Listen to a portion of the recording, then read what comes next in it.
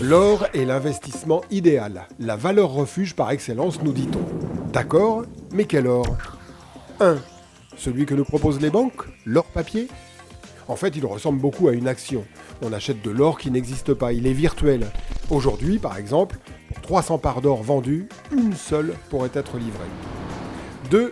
Le bon vieux lingot ferait-il l'affaire? Attention, il est encombrant, lourd et parfois faux. Et oui, on en trouve qui sont seulement plaqués or et fourrés de tungstène.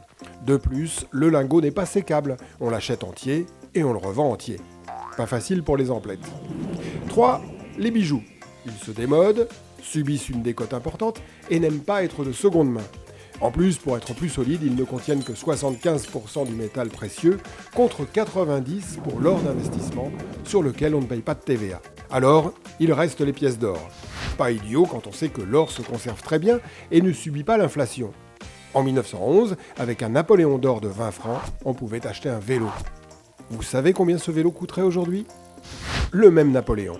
Les pièces d'or, pourquoi? Parce que cela permet de pouvoir les revendre simplement, rapidement, et d'avoir la somme d'argent correspondante au moment où vous en avez besoin. Spécifiquement, un lingot, on va pas pouvoir le découper avec des ciseaux. Les pièces, c'est très facile. Dans l'absolu, on peut les avoir dans la poche. On peut même les porter avec soi dans un vol, sur un avion. Un lingot, c'est un objet contondant. Vous pouvez même pas le transporter avec vous en bagage à main dans l'avion. C'est interdit. Ça ne passerait pas au contrôle et vous n'auriez pas envie de le mettre en soute. Alors chez Ocoff, ce qu'on propose, c'est essentiellement de l'or sous forme de pièces. Donc pour nous, il n'y a de sens dans l'or que sous forme physique et spécifiquement sous forme de pièces d'or. Et plutôt, et même carrément, des pièces que l'on qualifie d'or d'investissement.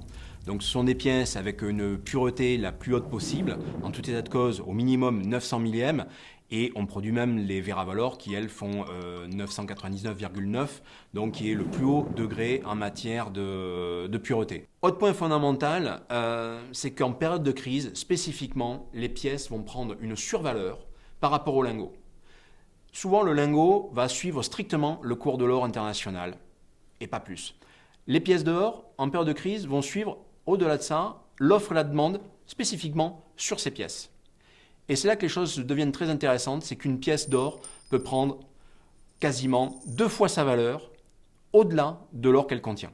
Par rapport à la valeur de l'or et spécifiquement des pièces, personne n'est capable de juger du cours de l'or dans 5 minutes, dans une semaine ou dans 6 mois.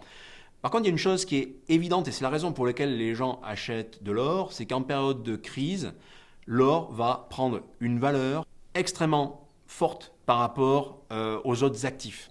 On ne va pas acheter de l'or à la place d'un appartement ou de la maison dans laquelle on va habiter.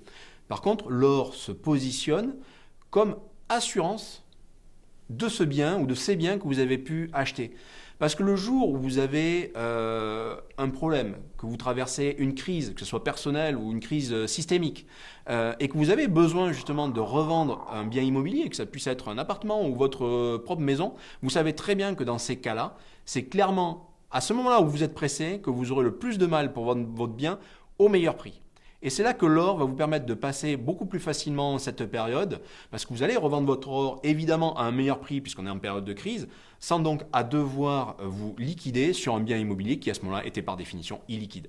Alors s'il y avait un dernier avantage à retenir sur l'or, c'est que c'est tout simplement une valeur universelle, reconnue dans tous les pays.